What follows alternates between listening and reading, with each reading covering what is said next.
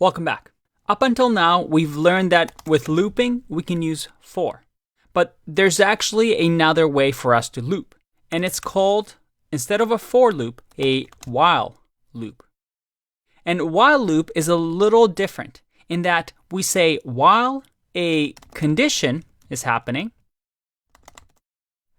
do something. So you can see that there's a bit of a difference here. For example, I can say that while 0 is less than 50, do something. Or I can say, for example, I equals to 0, and I'm going to say while I is less than 50, print I. Now, if I ran this program, what do you think will happen? Let's find out. If I click run. All right, do you see that? I don't know if you can tell, but I'm scrolling right now through all of this. It's looping.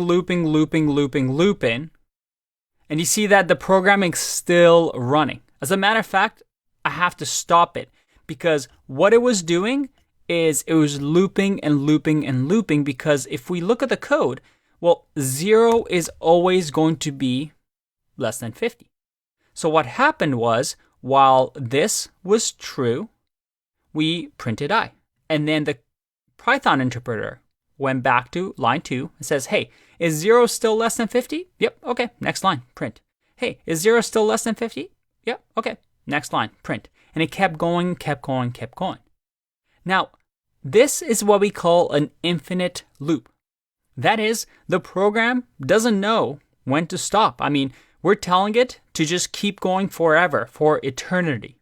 And I have some safeguards in place here, but if you did this in code, you'd get this infinite loop until your program crashes.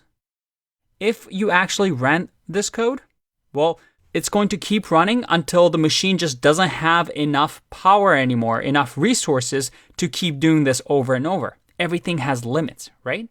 So with a while loop, we have to be really careful. This infinite loop can be very dangerous. So how can we solve this? We have this idea of a break statement. And break is, well, just another keyword in Python. And as you may have guessed, if I click run, look at that. It only runs once. As soon as Python sees break, it's going to say, all right, break out of the while loop. So it's going to go to line 5, and it's going to say, got nothing there, program's done. I'm going to exit out of the program. But okay, what if I want this to be looped 50 times? How can we solve that issue? Think about it. Well, we can just simply say I equals I plus 1. And then make sure that we change this to I. Now what's going to happen?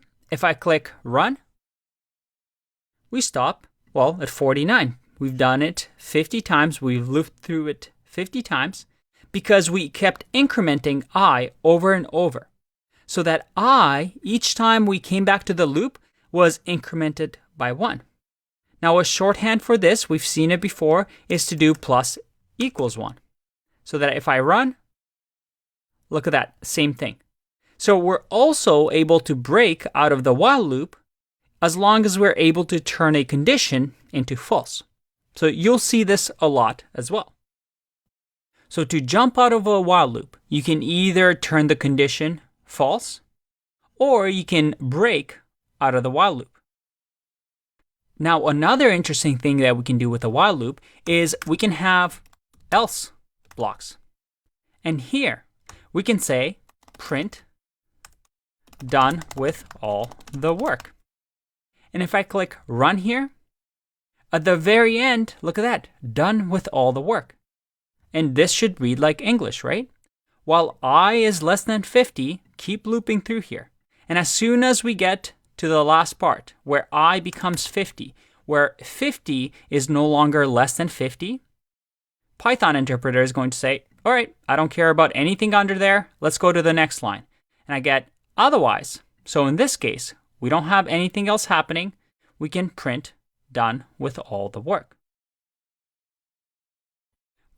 you're probably asking yourself, hold on, can't I just not do this and just make sure my indentation is at the end? Click run and that works, right? Why would I ever want to write else here? Well, else is a special case here. There is one thing that is useful. That is, if we added for example, a break statement here, and I click run, you'll see that the else statement does not print. And that is because the else block will only execute if there isn't a break. That is, if the while condition turns to false, then it's going to keep going and do the else. But if there is a break, it's going to break out of this whole thing and go to the 8th line. So a little gotcha here that you won't see else too often next to while, but there is that special case where else is used when you want to make sure that this will be executed only if there isn't a break statement. Only if the loop is finished doing whatever it's doing without the break statement. Let's take a break and explore while loops a little bit more.